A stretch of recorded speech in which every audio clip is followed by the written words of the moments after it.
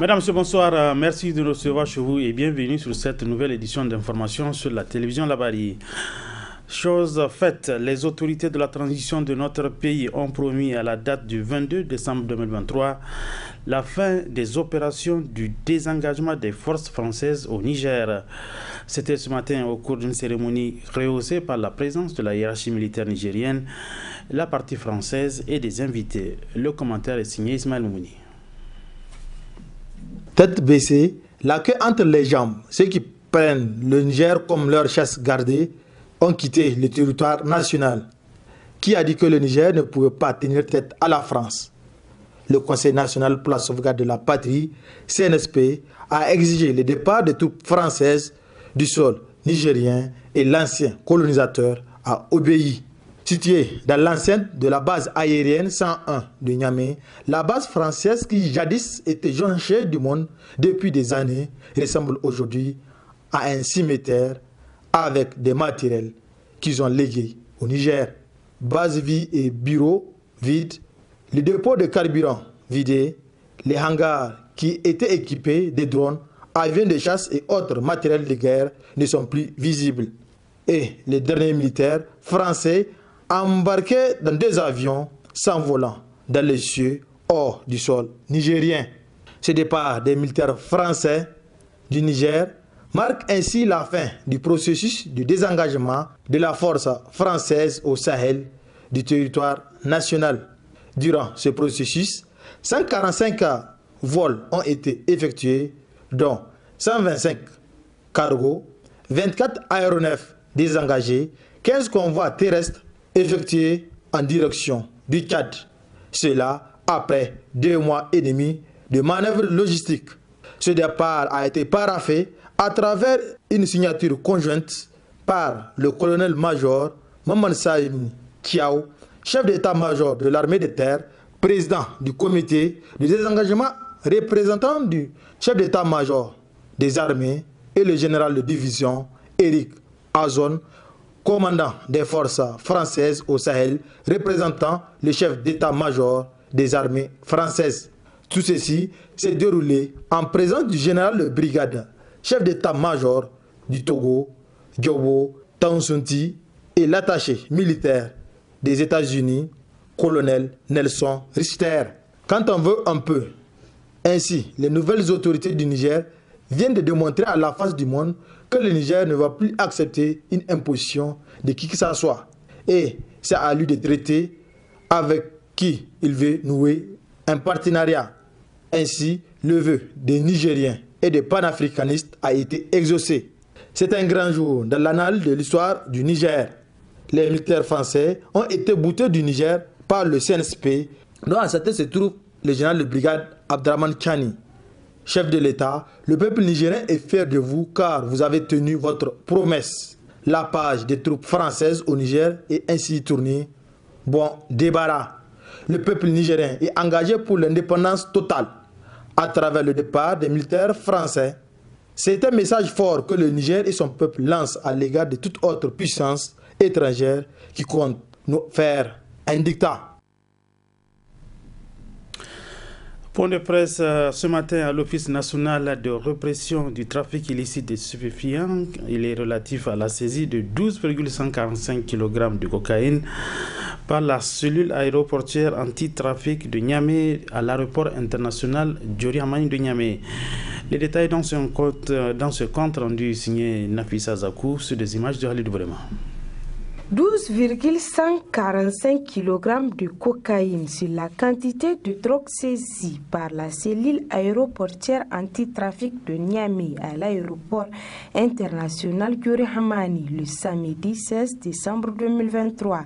Cette saisie est intervenue lors du contrôle des documents de voyage à l'arrivée d'un vol de la compagnie Ethiopian Airlines en provenance d'Addis Abeba en Éthiopie d'un passager de nationalité nigériane détenant un passeport ivoirien. L'individu est mis à la disposition de la cellule aéroportière anti-trafic pour des vérifications plus poussées. En présence des éléments de la police de l'air et des frontières, une fouille minutieuse de ses bagages à main a permis aux agents de la cellule aéroportière anti-trafic 4 de découvrir 12,145 kg d'une substance blanchâtre emballée dans du ruban adhésif sous forme de boulettes. Un échantillon prélevé et testé sur place réagit positivement à la cocaïne. Ce résultat est confirmé par le laboratoire de la police technique et scientifique. Les premiers éléments d'enquête font ressortir la dimension de l'organisation criminelle à laquelle appartient l'individu et son mode opératoire. Elle a des ramifications dans plusieurs pays. En effet, l'individu a quitté Lagos, Nigeria, le 15 décembre 2023 pour se rendre à Addis Abeba où il a pris la drogue afin de l'acheminer à Niamey. Sur place, d'autres individus qui vont venir d'ailleurs sont attendus pour la circonstance et assureront le transport de la drogue par voie terrestre jusqu'à Agadez afin de se rendre au Maghreb puis en Europe. La valeur marchande de la drogue saisie est estimée à environ 1,250 milliard de francs CFA. Ce prix pourrait être quadruplé à la revente en détail au pays de destination. Des investigations ont permis d'interpeller à Niamey un autre individu de nationalité nigériane appartenant au même réseau et détenteur de 2 passeports nigérians. Cette énième opération de l'Office central de répression du trafic illicite des stupéfiants Ocortis n'a pas laissé indifférent le procureur de la République qui a tenu à féliciter et encourager Ocortis pour ses nombreuses saisies réalisées en 2023. Il faut noter que la valeur de la drogue qui est ici devant vous, on vient de vous le dire, c'est une valeur marchande d'1 milliard. C'est pour vous dire que les enjeux sont importants. Et en fait, malgré les efforts des services de sécurité, ils ne vont pas laisser. Parce qu'il y a beaucoup d'argent derrière. Et c'est pour cela que les services de sécurité doivent renforcer aussi leurs efforts, mais aussi les populations doivent accompagner. Parce que ce n'est pas seulement une affaire de services de sécurité, c'est une affaire de tout le monde. L'OCERTIS a fait beaucoup d'efforts cette année, puisque avant cette saisie, déjà, ils ont fait beaucoup d'autres saisies depuis janvier 2023. Donc, la cocaïne, ils ont saisi 13,410 kg de janvier 2023 à maintenant. L'herbe de cannabis, 1319,76 kg. Le crack, 1,787 kg. L'héroïne, 1,99 kg, l'exol, 9247 comprimés, le diazépam, 47 596 comprimés et le tramadol, 206 157 comprimés. Et sur cette période, 1546 personnes ont été interpellées. Sur les 1546, vous avez 31 femmes, vous avez 58 mineurs de moins de 18 ans et 1309 personnes dont l'âge varie entre 18 et 39 ans. Donc la frange active de la population. Les personnes sur lesquelles le pays doit compter pour son développement, c'est ces personnes-là qui sont dans le trafic de drogue. Enfin, Ocortis appelle l'ensemble des forces de sécurité afin de redoubler de vigilance pour lutter efficacement contre la criminalité organisée, notamment le trafic de drogue, surtout en cette fin d'année qui est une période propice au mouvement massif de mille vers le nord du pays. La suite de cette édition d'information, la maternité centrale Isaac Gazobi de Niamey s'est dotée d'un nouvel appareil de dernière génération de diagnostic du paludisme, une dotation qui est le fruit de la coopération entre la République du Japon et notre pays. Les temps forts de cette cérémonie de ce matin avec nos reporters Nafissatou Yaya et Nasser Seydou. 16 millions de francs CFA, c'est la valeur de cet autonome XN31 de la firme Sixmex, appareil de dernière génération en matière de diagnostic du paludisme. Ce don à la maternité Isaka Gazobi est le fruit de la coopération déjà existante entre la République du Niger et celle du Japon pour permettre au personnel de la dite maternité de mieux diagnostiquer le paludisme afin de réduire le pronostic maternel et périnatal. Notre défi avec le programme de lutte contre le paludisme est d'en finir avec les conséquences du paludisme au cours de la grossesse. Nous avons mis ensemble un comité de lutte contre le paludisme à la maternité Issa Gazobi qui œuvre beaucoup pour atteindre notre objectif 0 décès palud d'ici 2030. Nous saluons beaucoup le programme de formation médicale continue sous l'association paludisme grossesse aux agents de santé de notre pays. Nous avons beaucoup œuvré dans ce sens, monsieur le coordonnateur. Nous saluons beaucoup la disponibilité des intrants pour la prise en charge gratuite des cas de paludisme dans notre service, ainsi que le moustiquaire Vilda. Nous avons demandé au programme de lutte contre le paludisme de nous aider à nous doter d'un appareil biomédical pour une meilleure détection du paludisme dans notre service. Nous voudrons saluer les actions que mène le ministère de la Santé publique, de la population et des affaires sociales, les partenaires techniques et financiers pour la prise en charge du paludisme au Niger. Nous voudrons, au nom de l'ensemble du personnel de la maternité Issa Gazobi de Niamey et à mon nom propre, saluer sincèrement le coordonnateur et l'ensemble du personnel du programme national de lutte contre le paludisme au Niger pour l'octroi de cette tomate à travers un financement de la coopération japonaise. Nous voudrons, au nom de l'ensemble du personnel de la maternité Issa Gazobi et à mon nom propre, saluer sincèrement la coopération fructueuse entre la République du Niger et le Japon. Pour ensemble lutter contre le paludisme, le coordonnateur du programme national de lutte contre le paludisme et la directrice générale des soins du ministère de la Santé ont invité le personnel de la maternité à utiliser à bon escient cet appareil en le remettant. Pour que cela soit une réalité, au-delà de la disponibilité de tous les entrants, mais il faut qu'il y ait une capacité de diagnostic à la hauteur de l'ambition. Cet appareil permet aux cliniciens de disposer de 14 paramètres en même temps. Ce qui va sans dire en termes de diagnostic, nous pouvons espérer qu'effectivement tout cas de paludisme qui vient à la maternité Issa Gazobi sera diagnostiqué. Mais aussi, toutes les autres complications peuvent être évitées à travers la disponibilité de ces 14 paramètres. Nous osons espérer que l'utilisation de cet appareil va nous ramener dans la même maternité pour évaluer ou apprécier les résultats. Parce que à partir d'aujourd'hui, tous les examens qui seront faits par cet appareil-là devraient être capitalisés, professeur, pour que nous ayons de quoi dire dans 6 mois, dans 1 an. Et nous exhortons par la même occasion d'autres partenaires à accompagner le programme national de lutte contre le paludisme pour pouvoir doter toutes les structures hospitalières de ce genre d'appareils et mieux encore d'autres générations qui vont venir.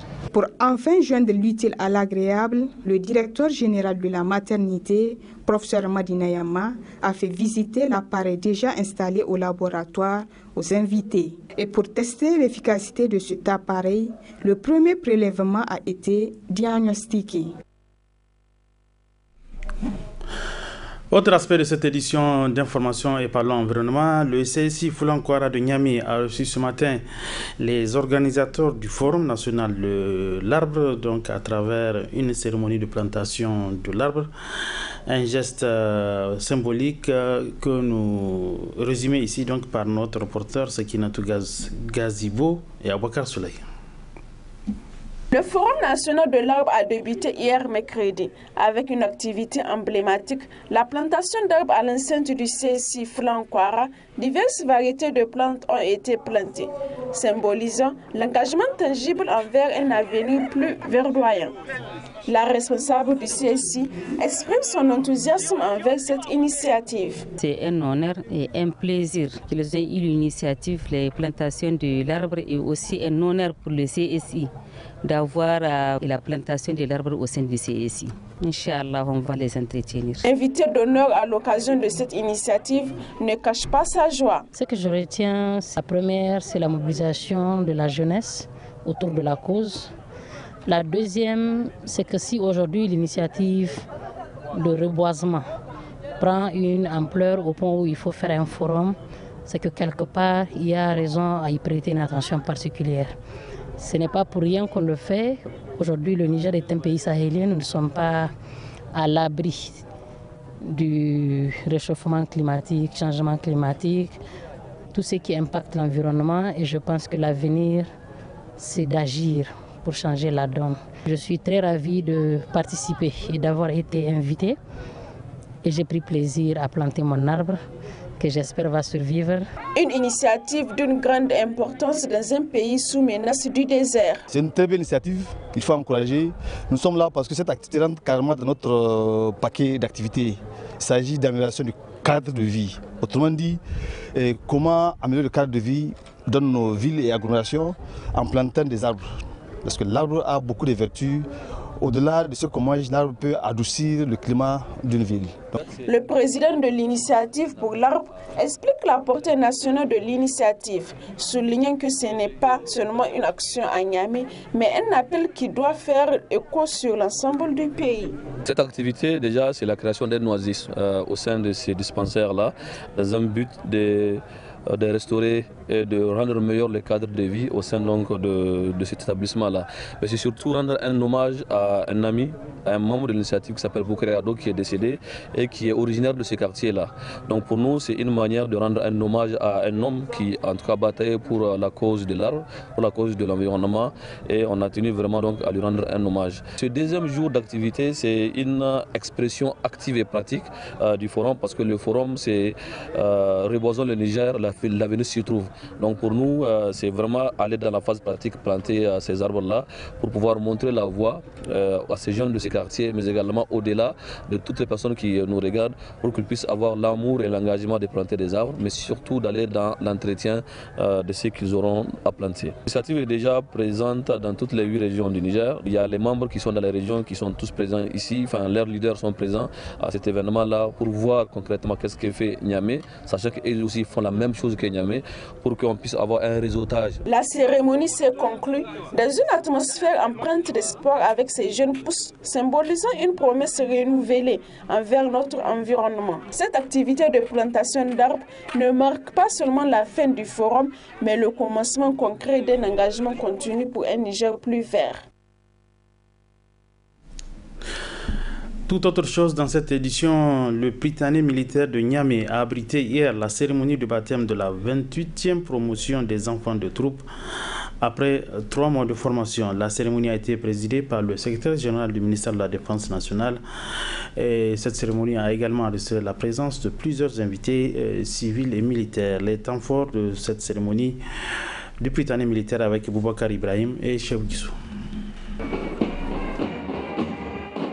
Cette cérémonie marque ainsi la consécration de la 28e promotion des élèves enfants de troupe au sein de la grande famille du Prytanée militaire de Niamey. Pour cette année, ils sont au total 146 élèves enfants de troupe qui, en plus du Niger, viennent d'horizons divers à travers l'Afrique.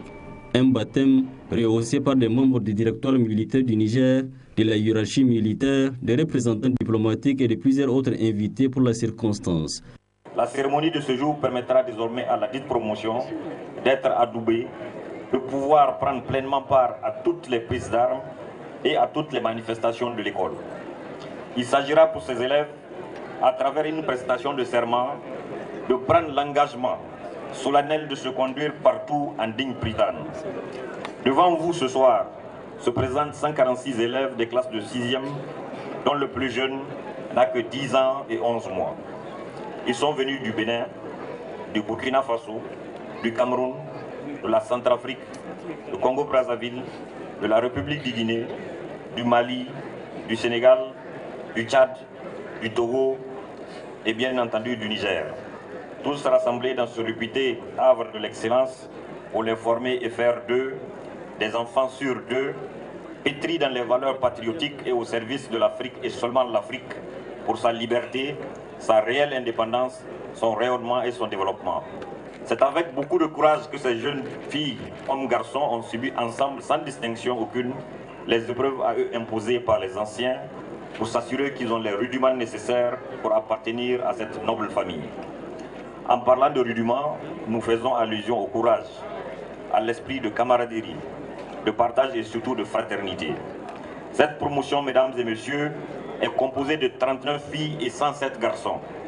C'est le lieu de rappeler que 10 autres jeunes élèves nigériens, tous issus du même recrutement, représentent le Niger dans les écoles sœurs du Bénin, du Burkina Faso, de la République de Côte d'Ivoire, du Mali, du Sénégal et du Togo. Dans la suite de son allocution, l'ingénieur-colonel Hachirou Yacouba Farka, commandant du Britannique militaire de Niamey, a aussi dressé un message. Chers parents d'élèves, je sais combien vous êtes impatients de revoir vos enfants après 3 mois de privation. Sachez que vos enfants se sont montrés à la hauteur de nos attentes et qu'ils sont désormais membres d'une grande famille qui prend soin des siens. Soyez donc rassurés. Je tenais à vous dire que nous sommes particulièrement fiers de les compter parmi les enfants de troupes du Britannique militaire de Niamey et qu'ils sont promis à un bel avenir. Quant à vous, personnel de l'encadrement civil et militaire, soyez infiniment remerciés car rien ne peut compenser le sacrifice que vous faites tous les jours pour donner aux enfants de troupes les clés nécessaires pour ouvrir toutes les portes de la vie malgré les embûches et les incertitudes qui jonchent le chemin. M'adressant à présent aux enfants de troupes, j'ai coutume de dire, l'État, malgré ses énormes défis au quotidien, à travers le commandement militaire et à la hauteur de vos mérites, a mis en place tous les moyens nécessaires pour favoriser votre entier et plein épanouissement. Montrez-vous digne d'un tel sacrifice et le seul moyen de rendre l'appareil, c'est à travers vos résultats scolaires et aux différents challenges académiques et culturels. Pour égayer le public, des prestations culturelles étaient aussi à l'affiche. Je travaille. Nyandou. Tu le connais? Nyandou. Non, non, laisse, je travaille. Laisse. Monsieur, votre fils est malade. Ainsi, comme auparavant, c'est par un défilé militaire de section et une photo de famille qu'a pris fin la cérémonie.